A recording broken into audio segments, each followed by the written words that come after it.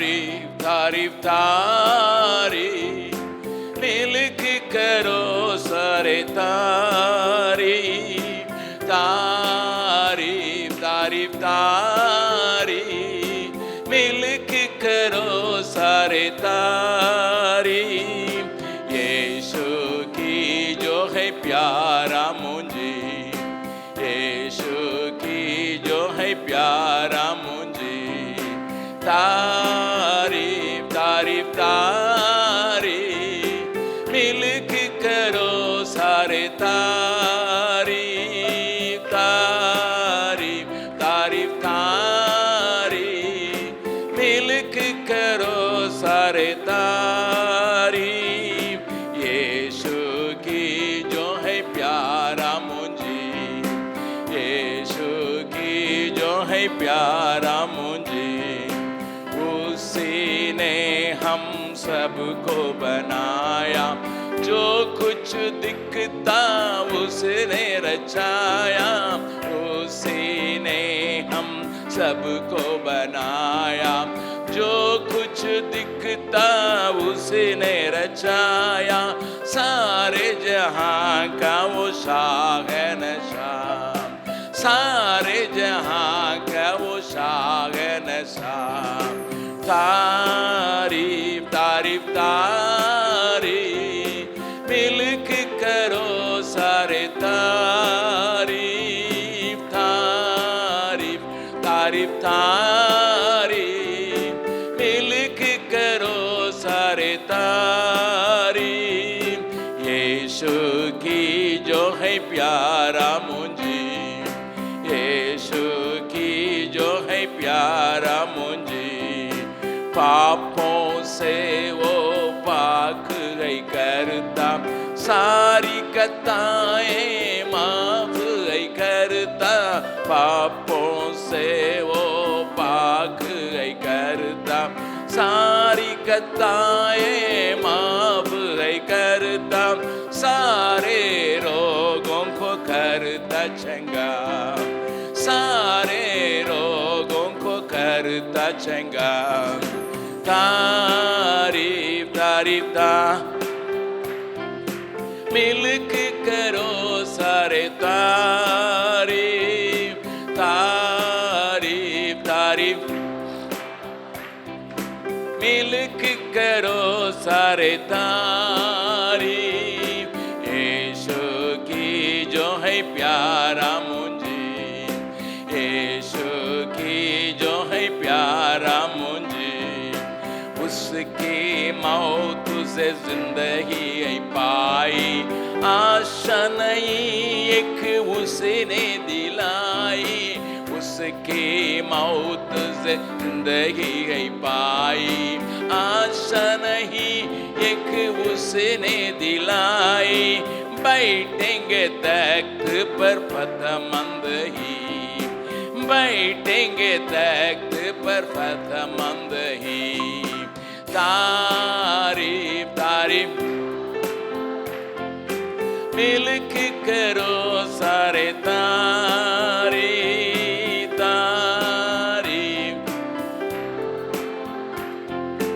मिलक करो सारे तारीफ यीशु की जो है प्यारा मुझे यीशु की जो है प्यारा मुझे हम दो सन्ना मिल के करेंगे सदा वहाँ पर उसी को ताकेंगे हम दो सन्ना मिल के करेंगे सदा वहाँ पर उसी को ताकेंगे गीत नया वहाँ गाएंगे गीत नया तारीफ मिलक करो सारे तारीफ तारीफ तारीफ मिलक करो सारे तारीफ यीशु की जो है प्यारा मुझे यीशु की जो है प्यारा मुझे हम दो सन्ना मिल के करेंगे सदा वहाँ पर उसी को ताकेंगे हम दो सन्ना मिल के करेंगे सदा वहाँ पर उसी को ताकेंगे गीत नया वहाँ गाएंगे गीत नया वहाँ गाएंगे तारीफ तारीफ तारीफ मिलक करो सारे तारीफ तारीफ तारीफ मिलक करो सारे तारीफ यीशु की जो है प्यारा मुझे यीशु की जो है प्यारा मुझे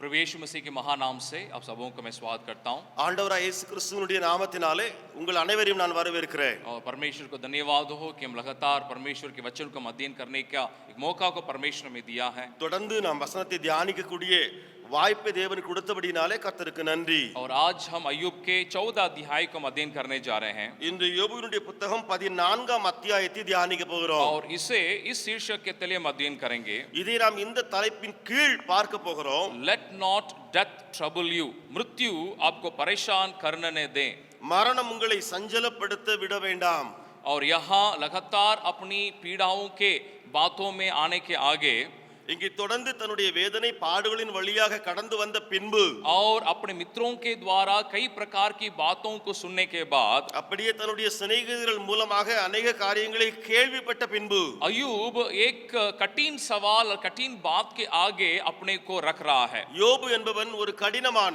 கஷ்டமான ஒரு சவாலுக்குள்ளாய் அல்லது கேள்விக்குள்ளாய் இங்கே வருகிறான் और वो आगे मृत्यु के बारे में कई बातों को विचार कर रहा है அவன் தொடர்ந்து பார்த்தோம் என்று சொன்னால் மரணத்தை குறித்து अनेक காரியங்களை விவரிக்கிறான் और इसी कारण उसके एक और दो वचनों को अगर आप देखेंगे இதன் அடிப்படையிலே ஒன்று இரண்டு வசனங்களை நீங்கள் பார்த்தால் वो ये कहता है அவன் இப்படியாக சொல்லுகிறான் मनुष्य जो स्त्री से उत्पन्न होता है वो थोड़े दिनों का और दुख से भरा रहता है वो फूल के समान खिलता फिर थोड़ा जाता है वो छाया की रीति पर ढल जाता और कहीं ठहरता नहीं யோபு 14ஆம் அதிகாரம் 1-2 வசனங்கள் ஸ்திரீனிடத்தில் பிறந்த மனுஷன் வாழ்நாள் குறுகினவனும் சஞ்சலம் நிறைந்தவனுமாயிருக்கிறான் அவன் பூவை போல பூத்து அறுப்புண்கிறான் நிழலை போல நிலை நிற்காமல் ஓடி போகிறான் तो यहाँ अय्यूब ये कहता है कि हमारा जीवन कम थोड़े दिनों का जीवन है जैसा एक फूल जल्दी जो मर जाता मुरझाता उस प्रकार हमारा जीवन है करके वो कहता है இங்கே யோபு சொல்கிறான் நம்முடைய வாழ்வு கொஞ்ச நாட்களுக்குரியது எப்படி ஒரு பூ பூத்து அறுப்புண்கிறதோ அப்படியே மனிதனும் மடிந்து போகிறான் और आज के जो वर्तमान समय में जो जी रहे हैं जो कोरोना के कारण कई प्रकार की लोगों का जान जो चला गया है இன்றைய கால சூழ்நிலையிலே நாம் பார்க்கும் பொழுது கொரோனாவின் காரியத்தினாலே अनेகருடைய உயிர் போயிருக்கிறபடியிருக்கு और इसके अलावा भी मृत्यु लोगों के अंदर कई प्रकार के सवाल को खड़ा करता है இதையும் தாண்டி மரணம் இருக்கிறதே ஒரு மனிதனுக்குள்ளே அல்லது ஜனங்களுக்குள்ளே பல கேள்விகளை எழுப்புகிறது और यहाँ अय्यूब एक आशाहीनता के साथ कई बातों को पेश कर रहा है இங்கே யோபு என்பவன் நம்பிக்கை அற்ற நிலைமையிலே अनेक காரியங்களை கொண்டு வருகிறான் और उसी मृत्यु के दरमियान उन बातों को सोचते सोचते अपने उस दोष की भावना में भी वो चले आ रहा है அந்த மரணத்தை குறித்த காரியங்களை யோசித்து யோசித்தவனாக அவன் குற்ற உணர்வுக்கு ஒரு காரியத்துக்குள்ளாகிறான் और उसी के बीच परिवार के बारे में कुछ बातों को कह रहा है இதற்கு மத்தியிலே குடும்பத்தை குறித்து சில காரியங்களை பேசுகிறான் तो जरूर एक एक मृत्यु एक आसान एक विषय नहीं है, உண்மையிலேயே மரணம் எளிதா எடுத்துக்கொள்ளக்கூடியதல்ல. लेकिन मसीहों के लिए वो एक आशा की बात को हमारे लिए रखा गया है. ஆனால் கிறிஸ்தவர்களுக்காக ஒரு நம்பிக்கை ஊட்டுகிற ஒரு காரியமாய் அது இருக்கிறது. इस कोरोना के समय में जब लोगों ने अपने प्रियजनों को जब उसके कारण जब खो दिए थे, उनके मन में एक सवाल उठा. இந்த கொரோனாவின் காலகட்டத்திலே தமக்கு அல்லது தனக்கு பிரியமானவர்களை ஜனங்கள் இழந்திருக்கிற வேளையிலே அவர்களுக்குள்ளே சவால் எழும்புகிறது. क्यों मैं मेरे इस अच्छे व्यक्ति को, इस परमेश्वर के दास को इस प्रकार की मृत्यु से उन्हें क्यों मरना था? ஏன் ஒரு நல்ல ஒரு மனிதன், என்னுடையவன், நல்ல தேவ ஊழியன் இப்படிப்பட்ட மரணத்தினாலே அவர் இந்த உலகத்தை பிரிய வேண்டும்? आदि कलीसिया के एक अगुआ ऑगस्टिन करके उसके उनके बारे में आप सुने होंगे. ஆதி சபையினுடைய ஒரு தலைவர் அகஸ்டின் என்று சொல்லி அவரை குறித்து நீங்கள் கேள்விப்பட்டிருக்கலாம். वो इस प्रकार एक बहुमूल्य बात को कहते हैं. அவர் ஒரு மிக முக்கியமான காரியத்தை சொல்லுவார். ये माने नहीं रखता कि किस प्रकार की मृत्यु से मैं इस संसार को मैं छोड़ रहा हूं. இது முக்கியமல்ல, அதாவது எந்தவித மரணத்தினாலே இந்த உலகத்தை விட்டு நான் கடந்து போகிறேன் என்று. लेकिन ये बहुत ही महत्वपूर्ण है कि मैं किस जगह को मैं जा रहा हूं. ஆனால் இது மிக முக்கியமானது, எந்த இடத்துக்கு நான் பிற்பாடு போகிறேன். तो ये एक बहुत एक सुंदर बात को उन्होंने रखा है. இது ஒரு மிக அருமையான காரியத்தை அவர் வைத்திருக்கிறார். जरूर मृत्यु सबों के लिए रखा हुआ है, மரணம் எல்லாருக்கும் பொதுவானது. लेकिन जैसे ऑगस्टिन कहते हैं ये माने रखता कि मैं कहां जा रहा हूं. ஆனால் அகஸ்டின் சொல்கிறது போல இது முக்கியம், எங்கே நான் போகிறேன். यहाँ अय्यूब के कुछ बातों को मैं आगे में दिखाने के लिए चाहता हूं, நான் தொடர்ந்து யோபுவின் சில காரியங்களை உங்களுக்கு காண்பிக்கட்டும். और उसके लिए उस डेथ या मृत्यु के शब्द को मैं इस्तेमाल करना चाहता हूं. அதற்காக மரணம் அல்லது டெத் என்ற அந்த வார்த்தையை பயன்படுத்துகிறேன். और उसमें से 5 बातों को आपके दिया हुआ उस पेपर में आप देख सकते हैं. அதிலே காணப்படுகிற 5 குறிப்புகளை உங்கள் கரத்தில் கொடுக்கப்பட்ட பேப்பர்ல நீங்கள் காண முடியும். समय रहा तो एक एक बात के ऊपर मैं थोड़ा प्रकाश डालने के लिए चाहूंगा. காலம் இருக்கும் என்று சொன்னால் ஒவ்வொரு காரியத்தின் மேலும் சில காரியங்களை குறித்து பேசுவேன். तो सबसे पहले वो क्या कहता है, 5वां वचन को अगर आप देखिएगा, 5வது வசனத்தை பாருங்கள். முதலாவது அவன் என்ன சொல்லுகிறான் என்று. मनुष्य के दिन नियुक्त किए गए हैं और उसके महीनों की गिनती तेरे पास लिखी है, और तूने उसके लिए ऐसी सीमा बांधी है जिसे वो पार नहीं कर सकता. மனுஷனுடைய நாட்கள் இம்மாத்திரம் என்று குறிக்கப்பட்டிருக்கிறபடியால் அவனுடைய மாதங்களின் தொகை உம்மிடத்தில் இருக்கிறது. அவன் கடந்து போக கூடாத எல்லையை அவனுக்கு ஏற்படுத்தினேன். यानी एक बात को अय्यूब मान लेता है, ஒரு காரியத்தை யோபு ஒத்துக்கொள்ளுகிறான். कि हमारा दिन, मनुष्य के लिए दिन परमेश्वर के द्वारा नियुक्त किया गया है. மனிதனுடைய நாட்கள் தேவன் மூலமாக குறிக்கப்பட்டிருக்கிறது. तो उसके प्रति कोई सवाल वो नहीं कर रहा है, அதை குறித்து எந்த கேள்வியுமே அவன் எழுப்பவில்லை. लेकिन उसके आगे उसके अंदर एक प्रकार की आशाहीनता को वो पेश कर रहा है. ஆனால் அதற்கு பின்பு அவனுக்குள்ள காணப்படுகிற நம்பிக்கை அற்ற காரியங்களை வெளிப்படுத்துகிறான். उस 7वां वचन से लेकर 10वां वचन तक अगर आप देखेंगे, 7ஆம் வசனத்திலிருந்து 10ஆம் வசனம் வரை பார்த்தால் उस 7वां वचन में वो कह रहा है, वृक्ष के लिए तो आशा रहती है कि चाहे वो काट डाला भी जाए तो भी फिर पनपेगा और उससे नरम नरम डालियां निकल ही रहेंगी. 7ஆம் வசனத்திலே ஒரு மரத்தை குறித்தாவது நம்பிக்கை உண்டு. அது வெட்டி போடப்பட்டாலும் திரும்ப தழைக்கும், அதன் இளம் கிளைகள் துளிர்க்கும். 10वां वचन में, परंतु मनुष्य मर जाता और पड़ा रहता है, जब उसका प्राण छूट गया तब वो कहां रहा. 10வது வசனத்திலே மனுஷனோ என்றால் செத்த பின் ஒளிந்து போகிறான், மனு புத்திரன் ஜீவித்து போன பின் அவன் எங்கே. यहाँ पर अय्यूब के पास एक सवाल है, एक आशाहीनता है. இங்கே யோபுவினிடத்தில் ஒரு கேள்வி, நம்பிக்கையற்ற ஒரு காரியம். कि मरने के बाद, जैसे वो कहता है कि एक भेड़ के लिए भी आशा है, लेकिन मनुष्य के लिए आशा नहीं करके वो सोचता है. அவன் என்ன சொல்ல வருகிறான், என்ன யோசிக்கிறான்? மரணத்துக்கு, அதாவது மரத்துக்கு ஒரு நம்பிக்கை உண்டு, ஆனால் மனிதனுக்கோ அதை குறித்து ஒரு நம்பிக்கை இல்லை. इसलिए परमेश्वर आगे जाके अय्यूब के 38वां अगर अध्याय को देखेंगे, वहां एक बात को अय्यूब को कहते हैं. ஆகையினாலே தொடர்ந்து நீங்கள் வாசித்தால் 38வது அத்தியாயத்திலே அங்கே தேவன் சொல்லுகிற ஒரு காரியத்தை நீங்கள் காண முடியும். उसका 17वां वचन को मैं पढ़ रहा हूं. 17ஆம் வசனத்தை வாசிக்கிறேன். क्या मृत्यु के फाटक तुझ पर प्रकट हुए, क्या तू घोर अंधकार के फाटकों को कभी देखने पाया है? மரண வாசல்கள் உனக்கு திறந்ததுண்டோ?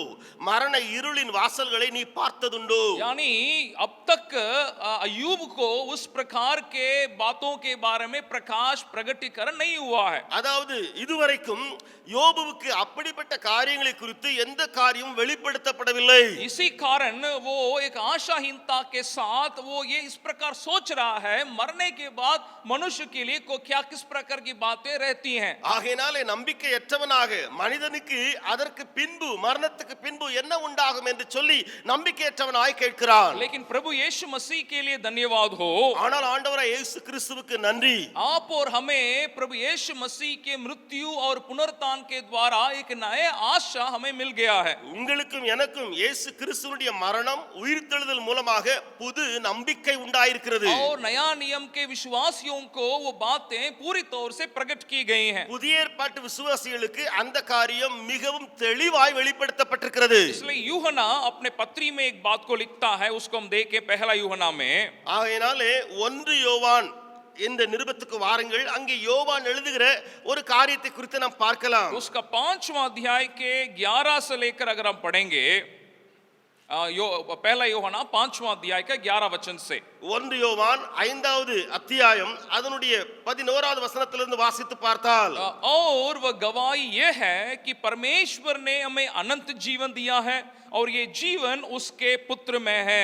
தேவன் நமக்கு நித்திய ஜீவனை தந்திருக்கிறார், அந்த ஜீவன் அவருடைய குமாரனில் இருக்கிறது என்பதே அந்த சாட்சியாம். जिसके पास पुत्र है उसके पास जीवन है, और जिसके पास परमेश्वर का पुत्र नहीं उसके पास जीवन भी नहीं है. குமாரனை உடையவன் ஜீவனை உடையவன், தேவனுடைய குமாரன் இல்லாதவன் ஜீவன் இல்லாதவன். तो यहाँ पर यूहन्ना एक महत्वपूर्ण बात को हमारे सामने पेश कर रहा है இங்கே யோவான் மிக முக்கியமான காரியத்தை நம்மிடத்தில் சொல்ல வருகிறான். कि मनुष्य के लिए आशाहीनता नहीं, மனுஷனுக்கு நம்பிக்கையற்ற காரியம் அல்ல, लेकिन प्रभु यीशु मसीह के द्वारा हमारे लिए एक आशा है. ஆனால் ஆண்டவராய் இயேசு கிறிஸ்துவின் மூலமாக நமக்கு நம்பிக்கை உண்டு. कारण यीशु मसीह के द्वारा हमें अनंत जीवन की आशा को ये प्रभु ने हमें दे दिया है. ஏனென்றால் இயேசு கிறிஸ்துவின் மூலமாக நித்திய வாழ்வுக்கென்று ஒரு நம்பிக்கையை கர்த்தர் கொடுத்து விட்டார். इसलिए यूहन्ना कह रहा है जिसके पास वो पुत्र है उसके पास वो जीवन है. ஆகையினால யோவான் சொல்லுகிறான், குமாரனை உடையவன் ஜீவனை உடையவன். तो हम मृत्यु के बाद एक अंधकार को नहीं, आशाहीनता को नहीं, एक सवाल को नहीं, लेकिन एक अनंत जीवन की आशा को हमने यीशु मसीह में पाया है. ஆகையினாலே மரணத்துக்கு பின்பு நம்பிக்கையற்ற காரியத்தை அல்ல, ஒன்றும் தெரியாதவர்களாய் அல்ல, ஆனால் கிறிஸ்து இயேசுவுக்குள் நித்திய வாழ்வை நாம் பெறுகிறோம். और दूसरा आगे एक और सवाल अय्यूब के सामने उठ रहा है. அதற்கு பின்பு இன்னொரு கேள்வி யோபுவுக்கு முன்பதாக எழும்புகிறது. उसे अय्यूब के 14 अध्याय के 16 और 17 वचन को अगर आप देखेंगे, யோபுவின் 14வது அதிகாரம் 16 17 वचनங்களை பாருங்கள். परंतु अब तू मेरे पग पग को गिनता है, क्या तू मेरे पाप की थाक में लगा नहीं रहता? मेरे अपराध मुहरबंद तैली में है और तूने मेरे अधर्म को सी रखा है. இப்பொழுது என் நடைகளை எண்ணுகிறீர், என் பாவத்தின் மேல் அல்லவோ கவனமாயிருக்கிறீர். என் மீறுதல் ஒரு கட்டாக கட்டப்பட்டு முத்திரை போடப்பட்டிருக்கிறது, என் அக்கிரமத்தை ஒருமிக்க சேர்த்தீர். अभी पहले मरने के बाद क्या बातें होंगी करके एक सवाल उसके सामने उठा. முதலாவது மரணத்துக்கு பின்பு என்னென்ன காரியங்கள் நடக்கும் என்ற ஒரு கேள்வி அவனுக்குள்ளே. आशाहीनता के साथ वो रहा, நம்பிக்கையற்ற சூழ்நிலையில் அவன் இருக்கிறான். लेकिन परमेश्वर के प्रभु यीशु मसीह के द्वारा अनंत जीवन की आशा हमारे लिए प्रकट किया गया है. ஆனால் ஆண்டவராய் இயேசு கிறிஸ்துவின் மூலமாக நித்திய வாழ்வு நித்திய ஜீவனை குறித்த நம்பிக்கை நமக்கு வந்திருக்கிறது. अभी दूसरा उसके मन में एक प्रकार की बातें उठ रही हैं இப்பொழுது இரண்டாவது அவனுடைய மனதில் இன்னொரு கேள்வி எழும்புகிறது. कि मेरे पाप जो मेरा अधर्म है, मैं जो मेरे अंदर जो दोष है उसका क्या होगा? என் மேலே தோஷம் அல்லது என் மேலே பாவம் இருக்கிறதே, அது என்னவாகும்? वो ये कहता है कि परमेश्वर आपने उसे सी के रखा हुआ है करके वो कहता है. அங்கே அவன் சொல்லுகிறான், என்னுடைய பாவத்தின் மேலல்லவோ நீர் கவனமாய் இருக்கிறீர் என்று சொல்லி. कई लोग अपने जीवन के दरमियान अगर इस प्रकार की उनके अधर्म के बारे की बातों को अगर वे ना भी सोचें, ஒருவேளை அநேகரை பார்த்தால் அவருடைய மீறுதல் பாவத்தை குறித்து அவர்கள் யோசிக்காமல் இருந்தாலும், लेकिन जब वे बहुत ज्यादा बीमार जब पड़ जाते हैं या मृत्यु के उस समय में जब आ जाते हैं, इस प्रकार की सवाल उनके मन में उठती हैं। ஆனால் அவர்களுக்கு ஒரு மரண தருவாய் அல்லது மரணத்தின் விளிம்பிற்கு வரும் பொழுது அவர்களுக்குள்ளே ஒரு விதமான கேள்வி எழும்பும். तो अय्यूब के अंदर उस प्रकार का सवाल उठ रहा है। அப்படியே யோபுக்குள்ளே அப்படிப்பட்ட கேள்வி எழும்புகிறது. लेकिन यहाँ भी प्रभु यीशु मसीह में हमारा आशा है। இங்கேயும் இயேசு கிறிஸ்துவுக்குள் நமக்கு நம்பிக்கை உண்டு. फिर से उस पहला यूहन्ना की पत्री को अगर आप लीजिएगा, திரும்ப அந்த 1 யோவானுடைய புத்தகத்துக்கு வாருங்கள். उसका पहला अध्याय में यूहन्ना ये इन बातों को कह रहा है। அதிலே 1ஆம் அத்தியாயத்திலே யோவான் இந்த காரியத்தை சொல்லுகிறான். 8 और 9 वचनों को मैं पढ़ रहा हूँ।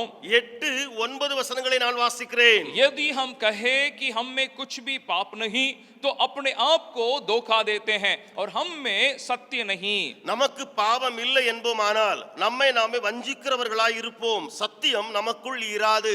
यदि हम अपने पापों को मान ले तो वह हमारे पापों को क्षमा करने और हमें सब अधर्म से शुद्ध करने में विश्वास योग्य और धर्मी है। நம்முடைய பாவங்களை நாம் அறிக்கையிட்டால் பாவங்களை நமக்கு மன்னித்து எல்லா அநியாயத்தையும் நீக்கி நம்மை சுத்திகரிப்பதற்கு அவர் உண்மையும் நீதியும் உள்ளவராயிருக்கிறார். तो इस कारण हमें दोष की भावना में ही रहने की दरकार नहीं है। இது நிமித்தம் குற்ற உணர்வுக்குள்ளாகவே நாம் இருந்து விட வேண்டியதில்லை. हमें पाप क्षमा की निश्चयता को हम प्रभु यीशु मसीह से हम प्राप्त कर सकते हैं। இயேசு கிறிஸ்துவின் மூலமாக பாவ மன்னிப்பின் நிச்சயத்தை நாம் பெற்றுக்கொள்கிறோம். और इसी को तीसरा विषय में आप देख सकते हैं, அதைத்தான் நீங்கள் 3வது குறிப்பிலே பார்க்க முடியும். assurance of forgiveness of sins and for our salvation is in Christ। पापों की क्षमा और हमारे उद्धार का आश्वासन मसीह में पाया जाता है। பாவ மன்னிப்பின் நிச்சயமும் நம்முடைய ரட்சிப்பும் கிறிஸ்துவில் இருக்கிறது. तो यहाँ हमें पाप के प्रति दोष की भावना से नहीं, இங்கே பாவத்த நிமித்தம் குற்ற உணர்வினால் அல்ல, और यीशु मसीह को ग्रहण करने के द्वारा हमारे पापों को अंगीकार करने के द्वारा, இயேசு கிறிஸ்துவை ஏற்றுக்கொண்டு நம்முடைய பாவத்தை அறிக்கை செய்ததின் மூலம் हमें उस पाप क्षमा की निश्चयता प्राप्त होती है। நமக்கு பாவ மன்னிப்பின் நிச்சயம் உண்டாகிறது. यीशु मसीह अपने मृत्यु और पुनरुत्थान के द्वारा इस नए आशा को सब लोगों के लिए यीशु ने दे दिया। இயேசு கிறிஸ்து அவருடைய மரணம் அவருடைய உயிர்த்தெழுதல் மூலமாக எல்லாருக்கும் இந்த ஒரு நிச்சயத்தை கொடுத்து விட்டார். और आगे एक और सवाल को अय्यूब सामने रख रहा है। தொடர்ந்து இன்னொரு கேள்வியை யோபு அங்கே வைக்கிறான். उस अय्यूब के 14 अध्याय के 21वां वचन में अगर आप आएंगे, யோபுவின் 14ஆம் அத்தியாயம் 21வது வசனம். उसके पुत्रों की बढ़ाई होती है और ये उसे नहीं सूझता, और उनकी गति होती है परंतु वह उनका हाल नहीं जानता। அவன் பிள்ளைகள் கனமடைந்தாலும் அவன் உணரான், அவர்கள் சுருமைப்பட்டாலும் அவர்களை கவனியான். तो यहाँ एक व्यक्ति जो मरने के तट पर है उसके विचार है। இங்கே ஒரு மனிதன் மரணத்தின் விளிம்பில் இருக்கிறான், அவனுடைய எண்ணங்கள். वो ये कह रहा है जब अगर मैं मर जाऊंगा तो मेरे बच्चों का या मेरे परिवार वालों को कौन सुधी लेगा। அவன் சொல்லுகிறான், நான் மரித்து போனால் என்னுடைய பிள்ளைகளை யார் நினைவு கூறுவார். जरूर एक अपने को नहीं, एक और व्यक्ति उस प्रकार के स्थिति में अगर रहे तो क्या होगा, उन बातों को वो विचार कर रहा है। யோபு தன்னை குறித்தல்ல இன்னொரு மனுஷனுக்கு இப்படி நிலைமை உண்டாயிருக்கும் என்று சொன்னால் எப்படி இருக்கும் என்று சொல்ல வருகிறான். यानी वो ये कह रहा है वो जब वो मर जाएगा उनके बच्चों के साथ जो भी होगी, यानी उनका बढ़ाई हो या उनका बुराई हो, उसके बारे में उसका कोई प्रकार का ज्ञान नहीं रहेगा। அல்லாது மரித்து போய்விட்டானே, அவனுடைய பிள்ளைகள் அதற்கு பின்பு கனமடைந்தாலும் அல்லது கனவீனம் அடைந்தாலும் அதை குறித்து அவனுக்கு என்ன தான் தெரியும். लेकिन प्रभु यीशु मसीह पर हमारे अंदर एक आशा है, ஆனால் இயேசுவில் நமக்கு ஒரு நம்பிக்கை உண்டு. हम हमारे परिवार के सदस्यों के लिए हम प्रभु पर हम भरोसा रख सकते हैं, आशा रख सकते हैं। நாம் நம்முடைய பிள்ளைகளுக்காக ஆண்டவரில் நம்பிக்கை வைக்க முடியும். इसलिए उस चौथा विषय में इस प्रकार आप देख सकते हैं, ஆகையினால் இந்த 4வது குறிப்பிலே இப்படியாக நீங்கள் பார்க்க முடியும். Trust in the Lord for the future of children and family members. बच्चों और परिवार के सदस्यों के भविष्य के लिए प्रभु पर भरोसा रखें। பிள்ளைகள் மற்றும் குடும்ப உறுப்பினர்களின் எதிர்காலத்திற்காக தேவனில் நம்பிக்கை வையுங்கள். तो हमें ना केवल हमारे व्यक्तिगत जीवन में एक निश्चयता, एक आशा प्राप्त होती है, நம்முடைய தனிப்பட்ட வாழ்விலே ஒரு நம்பிக்கையும் விசுவாசமும் உண்டாகிறது மாத்திரமல்ல, हमारे बच्चों हो या हमारे परिवार के सदस्य हो उनके प्रति भी हम परमेश्वर के ऊपर हम भरोसा कर सकते हैं। நம்முடைய பிள்ளைகள் அல்லது நம்முடைய உறுப்பினர்கள், குடும்ப உறுப்பினர்கள், அவர்களை குறித்தும் தேவன் மேல நம்பிக்கையா இருக்கலாம். और आखिरी में एक विषय को यहाँ पे अय्यूब कह रहा है। கடைசியில ஒரு காரியத்தை யோபு பேசுகிறான். उसका 15 और 22वां वचन को अगर आप देखेंगे, 15ஆம் 22ஆம் வசனங்களை பாருங்கள். मैं 22 वचन को मैं पढ़ रहा हूँ। நான் 22ஐ வாசிக்கிறேன். केवल अपने ही कारण उसकी देह को दुख होता है और अपने ही कारण उसका प्राण अंदर ही अंदर शोकित रहता है। அவன் மாம்சம் அவனில் இருக்கும் அளவும் அதற்கு நோவிருக்கும், அவன் ஆத்துமா அவனுக்குள் இருக்கும் மட்டும் அதற்கு துக்கம் உண்டு என்றான். वो ये कहता है कि आखिरी तक जो मृत्यु के लिए जो बातें आगे जो व्यक्ति देख रहा है वो दुख से भरा रहता करके वो कहता है। அவன் என்ன சொல்ல வருகிறான்? கடைசி வரைக்கும் அந்த மரணத்தை குறித்த காரியங்களை ஒருவன் பார்த்து கொண்டிருக்கிறானே அவன் துக்கத்தினாலே நிரம்பி இருப்பான். और हिंदी के अनुवाद में ये उतना साफ नहीं है, लेकिन एक दूसरे अनुवाद से इसको मैं थोड़ा दिखाने के लिए चाहूंगा।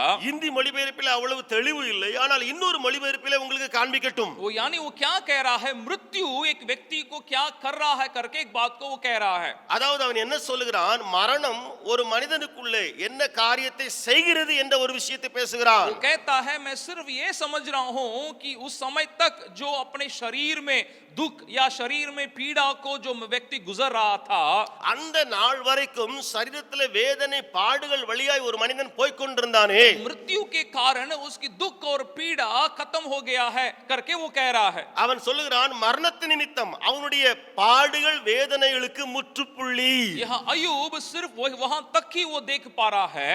இங்கே யோபு அதுவரைக்கும் தான் பார்க்க முடிகிறது. Job sees death as an escape from suffering and sickness.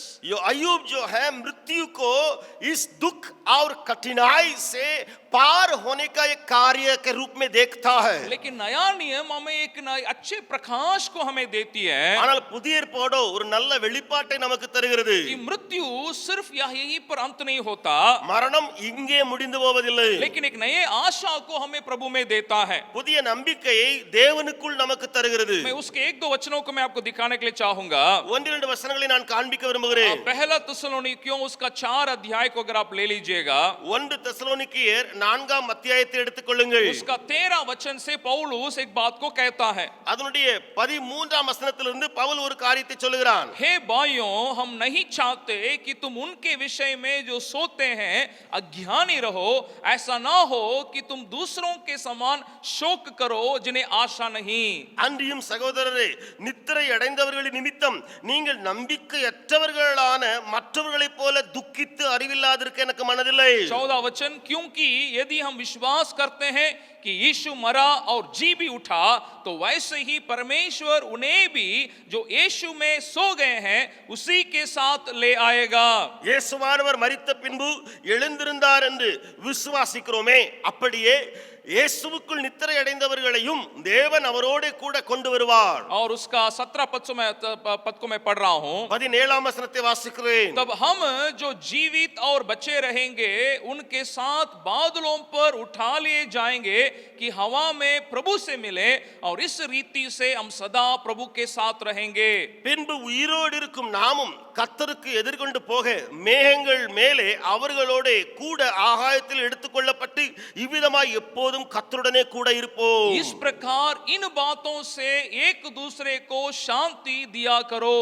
ஆகையால் இந்த வார்த்தைகளினாலே நீங்கள் ஒருவரை ஒருவர் தேற்றுங்கள். यहाँ दो बात को यहाँ पौलुस कहता है பவுல் ரெண்டு விஷயத்தை சொல்லுகிறான். कि हम उन लोगों के समान हमें शोक में ना रहना है जिनके पास आशा नहीं है। எவர்களிடத்தில் நம்பிக்கை இல்லையோ அவர்களைப் போல நாம் துக்கிக்க கூடாது. वैसे उस 18 पद में ये भी कहता है इन बातों से दूसरों को भी तुम शांति दिलाना। 18வது வசனத்துல இதையும் அவன் கூட்டி சொல்கிறான், இந்த காரியங்களினாலே ஒருவரை ஒருவர் நீங்கள் தேற்றுங்கள். किन बातों के प्रति शांति देने के लिए पौलुस कह रहा है? எந்த காரியங்களை பேசி தேற்ற வேண்டுமாம்? जो अपने लोगों को जो मरे हुए हालत में जिन्होंने देखा उनको शांति दिलाने के लिए वो कह रहा है। எவர்கள் தங்களுடையவர்களை மரித்தவர்கள் போய்விட்டார்கள் என்று சொல்லி நினைக்கிறார்களோ அவர்களுக்கு இந்த காரியத்தினாலே தேற்றுதல் கொடுக்க வேண்டும். कहता है मसीह में हमें एक बहुत बड़ा एक आशा है.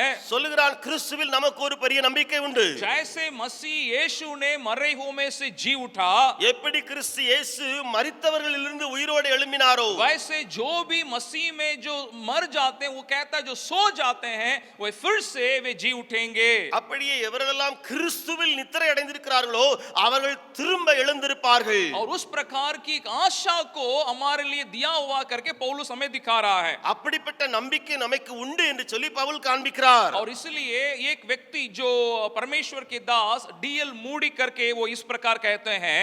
ஆகையால ஒரு தேவ மனுஷன் டிஎல் மூடி அவர் இப்படியாக சொல்லுகிறார். वो कह रहे हैं, as I go into a cemetery, I like to think of the time when the dead shall rise from their graves. जब मैं कब्रिस्तान में जाता हूं तो मुझे उस समय के बारे में सोचना अच्छा लगता है जब मृत अपनी कब्रों से उठेंगे. நான் ஒரு கல்லறைக்குள் செல்லும்போது இறந்தவர்களில் அவர்களின் கல்லறைகளில் இருந்து எழுந்திருக்கும் நேரத்தை நினைத்து பார்க்க விரும்புகிறேன். Thank God our friends are not buried, they are only sown. परमेश्वर को धन्यवाद, हमारे दोस्तों को दफनाया नहीं गया है, वे केवल बोए जाते हैं. கர்த்தருக்கு நன்றி, நம் நண்பர்கள் அடக்கம் செய்யப்படவில்லை, அவர்கள் விதைக்கப்பட்டிருக்கிறார்கள். ये आशा जो प्रभु यीशु मसीह में है उनके लिए दिया गया है. இந்த நம்பிக்கை கிறிஸ்துவில் இருக்கிறார்களே அவர்களுக்கு கொடுக்கப்பட்டிருக்கிறது. मृत्यु हमारे लिए एक अंत नहीं है, மரணம் நமக்கு ஒரு முடிவு அல்ல, एक नए शुरुआत, एक नए जीवन के लिए एक आरंभ है. ஒரு புதிய ஆரம்பம், புதிய வாழ்விற்கு ஒரு ஆரம்பம். और इसलिए वचन जैसा कहता है, हम यीशु मसीह पुनरुत्थित होने के कारण मरे हुओं को भी हम जी उठते हुए हम देखेंगे. ஆகையாலே வசனம் எப்படி சொல்கிறது என்று சொன்னால், இயேசு கிறிஸ்து மரித்தவர்களிலிருந்து உயிரோடு எழும்பினாரே அதே போல மரித்தவர்களும் கிறிஸ்துவில் மரித்தவர்களும் அவரை போல எழும்பார்கள். और इससे हम अंत नहीं होता है. अगर प्रकाशित वाक्य में से भी दो वचन को मैं दिखाने के लिए चाहूंगा. இதிலே முடிவடையாமல் வெளிப்படுத்தின விசேஷத்துக்குள்ளேயும் சில காரியங்களை காண்பிக்கட்டும். प्रकाशित वाक्य 14 अध्याय का 13 वचन को देखिएगा. வெளிப்படுத்தின விசேஷம் 14 அதிகாரம் 13 வசனத்தை பாருங்கள். फिर मैंने स्वर्ग से ये शब्द सुना, लिख जो मृतक प्रभु में मरते हैं वे अब से धन्य हैं. आत्मा कहता है हाँ, क्योंकि वे अपने सारे परिश्रम से विश्राम पाएंगे और उनके कार्य उनके साथ हो लेते हैं. பின்பு பரலோகத்திலிருந்து ஒரு சத்தம் உண்டாக கேட்டேன், அது கர்த்தருக்குள் மரிக்கிறவர்கள் இது முதல் பாக்கியவான்கள் என்று எழுது.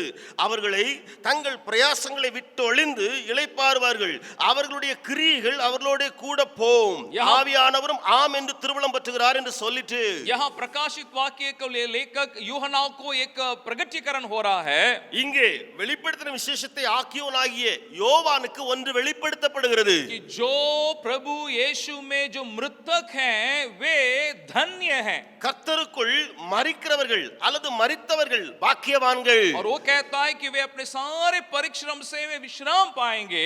அவன் சொல்கிறான் அவர்கள் தங்கள் பிரயாசங்களை விட்டு ஒளிந்து இளைப்பாறுவார்கள். लेकिन यही से विश्राम पाने की बात से ही बातें अंत नहीं होती हैं. ஆனால் இளைப்பாறுதல் என்ற காரியத்தினாலேயே இங்கு காரியம் முடிந்து விடவில்லை. अब 22वां अध्याय का 12 वचन को अगर आप देखिएगा, நீங்கள் 22வது அத்தியாயத்தினுடைய 12ஆம் வசனத்தை பாருங்கள். वहां प्रभु यीशु मसीह के वचनों को वहां पे लिखा गया है. இயேசு கிறிஸ்துவுடைய வசனங்கள் அங்கே எழுதப்பட்டிருக்கின்றன. देख मैं शीघ्र आने वाला हूं और हर एक के काम के अनुसार बदला देने के लिए प्रतिफल मेरे पास है. இதோ சீக்கிரமாய் வருகிறேன், அவன் அவனுடைய கிரியைகளின்படி அவன் அவனுக்கு நான் அளிக்கும் பலன் என்னோட கூட வருகிறது. मसीह में मृत्यु हमारा परिश्रम से ना केवल विश्राम है. கிறிஸ்துவுக்குள் உண்டாயிருக்கிற மரணம் இருக்கிறதே நம்முடைய பிரயாசங்களை விட்டு ஒளிகிறது மாத்திரமல்ல, हमें मसीह से प्रतिफल का इंतजारी भी है. நமக்கு கிறிஸ்துவினால் உண்டாயிருக்கிற பலன் அதனுடைய எதிர்பார்ப்பும் இருக்கிறது. इसीलिए पौलुस एक बात को कहता है जब वो कुरिन्थियों को लिखता है. ஆகையால் பவுல் கொரிந்தியருக்கு எழுதும் பொழுது ஒன்றை சொல்லுகிறான். पहला कुरिन्थियों उसका 15 अध्याय को अगर आप देखिएगा, 1 கொரிந்தியர் 15வது அத்தியாயத்துக்கு வாருங்கள். उसका 54 और 55 वचन में पौलुस कहता है, 54 55 वचनங்களை பவுல் சொல்லுகிறான். जब ये नाशवान अविनाश को पहन लेगा और ये मरणहार अमरता को पहन लेगा, तब वो वचन जो लिखा है पूरा हो जाएगा, जय ने मृत्यु को निगल लिया. அழிவுள்ளதாகிய இது அழியாமையையும் சாவுக்கு ஏதுவாகிய இது சாகாமையும் தரித்துக் கொள்ளும் போது மரணம் ஜெயமாக விழுங்கப்பட்டது என்று எழுதியிருக்கிற வார்த்தை நிறைவேறும். हे मृत्यु तेरी जय कहाँ रही, हे मृत्यु तेरा डंक कहाँ रहा. மரணமே உன் கூர் எங்கே, பாதாளமே உன் ஜெயம் எங்கே. इसलिए पौलुस मृत्यु को एक विजय के रूप में दर्शा रहा है. ஆகையினாலே பவுல் என்பவன் மரணத்தை ஒரு ஜெயமாக காண்பிக்கிறான். वो आशाहीनता और दुख और शोक का कारण नहीं, அது ஒரு நம்பிக்கையற்ற அல்லது கவலைக்குள்ளாத ஒரு காரியம் அல்ல. जो मसीह में पाए जाते हैं उनके लिए वो एक धन्य बात है. கிறிஸ்துவின் உடையவர்களுக்காக அது ஒரு பாக்கியமான ஒரு காரியம். और इसलिए जैसे अगस्टिन ने कहा, ये एक ही सवाल हमें ये करना है, அகஸ்டின் அவர்கள் சொன்னது போல நாம் ஒரே ஒரு கேள்விதான் கேட்க வேண்டும். इस प्रकार की मृत्यु के कारण मैं इस दुनिया को छोड़ रहा हूं वो मानिए नहीं रखता. எந்த மரணத்தினால இந்த உலகத்தை விட்டு பிரிகிறேன் என்பது முக்கியமல்ல, लेकिन मैं कहां जा रहा हूं वो मानिए रखता है. ஆனா நான் போகிறது எங்கே அது முக்கியம். और इस बात को जानने के कारण இந்த காரியத்தை அறிந்திருந்தது நிமித்தம் जॉन नॉक्स करके स्कॉटलैंड के एक परमेश्वर के दास के बारे में अब सुने होंगे. ஜான் நாக்ஸ் என்று சொல்லி ஸ்காட்லாண்டை சேர்ந்த தேவ ஊழியரை குறித்து நாம் அறிந்திருக்கலாம். उनके बारे में ये कहा जाता है कि उनके प्रार्थना को देखकर या उसकी बात को सुनकर स्कॉटलैंड की रानी डर जाती थी. அதாவது அவரை குறித்து இப்படியாக சொல்லுவார்கள், அவருடைய ஜெபத்தின் காரியங்களை கேட்டு அந்த ஸ்காட்லாந்து தேசத்துடைய ராணியே பயந்து போயிருந்தாள். वो रानी इस प्रकार वो कहती है, அந்த ராணி இப்படியாக சொல்லுகிறாள், अगर पूरे यूरोप के सेना भी मेरे सामने अगर आए मैं नहीं डरती हूँ. முழு யூரோப்பினுடைய போர் வீரர்கள் எனக்கு முன்பதாக வந்தாலும் நான் பயப்படேன். लेकिन जॉन नॉक्स जब घुटना में प्रार्थना करता है वो मेरे अंदर एक कांपना को लेके आता है. ஆனால் ஜான் நாக்ஸ் முழங்காலிலே வரும் பொழுது அது எனக்குள்ளே ஒரு நடுக்கத்தை கொண்டு வருகிறது. जॉन नॉक्स ना केवल परमेश्वर के लिए एक घनिष्ठ एक संबंध में उसने जिया, ஜான் நாக்ஸ் என்பவர் தேவனோடு நெருங்கிய உறவு வைத்திருந்தது மாத்திரமல்ல, दूसरों को उस प्रभु के बारे में सुनाने वाला एक परमेश्वर के दास रहा. மற்றவருக்கும் ஆண்டவரை அறிவிக்கிற ஒரு நல்ல ஊழியராயிருந்தார்.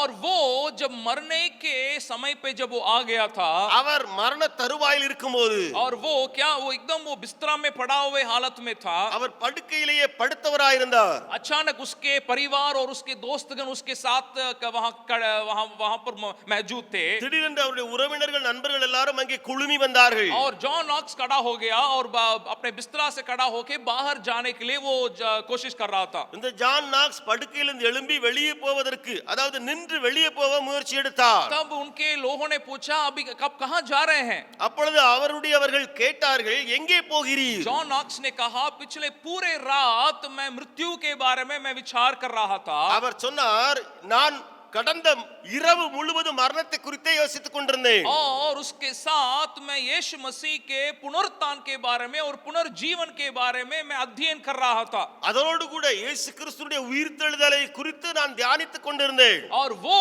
मेरे अंदर एक तसल्ली को और शांति को और आशा को मेरे अंदर ला दिया. அது எனக்குள்ளே ஒரு ஆறுதலையும் ஒரு சமாதானத்தையும் கொண்டு வந்தது. और जॉन नॉक्स ने कहा, जो तसल्ली को आशा को मैंने पा लिया, ஜான் நாக்ஸ் சொன்னார்கள், எந்த ஆறுதலை சமாதானத்தை நான் பெற்றேனோ, इसलिए मरने के पहले मैं जाना चाहता हूं ताकि दूसरों को मैं उसे सुना सकूं. ஆகையினாலே மரணத்துக்கு முன்பு நான் போக விரும்புகிறேன், பிறருக்கும் அதை அறிவிக்க. यहाँ जॉन नॉक्स खुद मृत्यु के तट पर है. இங்கே ஜான் நாக்ஸ் அவரே மரண தருவாயில் இருக்கிறார். वो वहां पे शोक और दुख के साथ नहीं, அவர் அந்த காரியத்தை துக்கத்தோடு பாடுகளோடு அல்ல, लेकिन यीशु मसीह में उस तसल्ली को आशा को पाने के कारण वो ये चाहता है, मैं दूसरों को उसको मैं दिलाना चाहूंगा. இயேசு கிறிஸ்துவிலே அவர் நம்பிக்கையும் அவர் அந்த தேர்தலையும் பெற்றதினாலே பிறருக்கு அறிவிக்க விரும்புகிறேன் என்று சொன்னார். तो यहाँ हमारे सामने एक सवाल है, இங்கே நமக்கு முன்பு ஒரு கேள்வி, मैं आगे मैं किस प्रकार की आशा के साथ मैं जी रहा हूं. நான் தொடர்ந்து எந்த விதமான நம்பிக்கையோடு கூட வாழ்கிறேன். और दूसरा, जब लोग जो प्रभु यीशु मसीह को बिना जाने जो मृत्यु की ओर जा रहे हैं, இரண்டாவது இயேசுவை அறியாமல் மரணத்துக்கு நேராய் போய் கொண்டிருக்கிற ஜனம் உண்டு. अगर मृत्यु के बिस्तरा में पड़ा हुआ जॉन नॉक्स खड़े होके उनके लिए उस आशा को दिलाने के लिए अगर वो आगे बढ़ सकता, மரணத்திலே அல்லது மரண தருவாயிலே இருக்கிற அந்த ஜான் நாக்ஸ் எழுந்து அவர்களுக்கு சுவிசேஷம் அறிவிக்க போக நடந்து சென்றால், तो आप और हम किस प्रकार के स्थान में हमारे जिम्मेदारी को हम निभा रहे हैं. நீங்களும் நானும் எந்த இடத்துல இருந்து நம்முடைய பொறுப்புகளை நிறைவேற்றுவோம். और यहाँ अयूब एक आशाहीनता के साथ वो मृत्यु को देखता है, இங்கே யோபு நம்பிக்கையற்ற நிலைமையிலே மரணத்தை பார்க்கிறான். लेकिन आप और हम यीशु में होने के कारण हमारे लिए एक आशा को प्रभु ने हमें दे दिया है. ஆனால் நீங்களும் நானும் கிறிஸ்துவுக்குள் இருப்பதனாலே நம்பிக்கையை ஆண்டவர் நமக்கு தந்திருக்கிறார். और हमारे व्यक्तिगत जीवन में हम शोक और दुख के साथ हम ना रहें, நம்முடைய தனிப்பட்ட வாழ்க்கையிலே துக்கத்தோடும் அல்லது துக்கித்து நடவாமல், क्योंकि हमारे प्रियजनों को जरूर उस दिन देखेंगे जब वो आएगा. அவர் வரும்பொழுது நமக்கு பிரியமானவர்களை அதாவது மரித்தவர்களை நாம் காண்போம். और आगे जो दिन परमेश्वर ने आप और हमें दिया है, இன்னும் வரும் நாட்களை தேவன் நமக்கு குறித்து வைத்திருக்கிறாரே. जॉन नॉक्स की नाई दो दूसरों को उस मृत्यु से विजय पाया, उस पुनरुत्थित यीशु मसीह को देने के लिए हम आगे बढ़े. ஜான் நாக்ஸ் சொன்னது போல மற்றவர்களுக்கும் இயேசு கிறிஸ்து உயிர்த்தெழுந்தாரே அந்த நம்பிக்கையை ஊட்டுவோமாக. आइए हम प्रार्थना करें. நாம் ஜெபிக்கலாமா?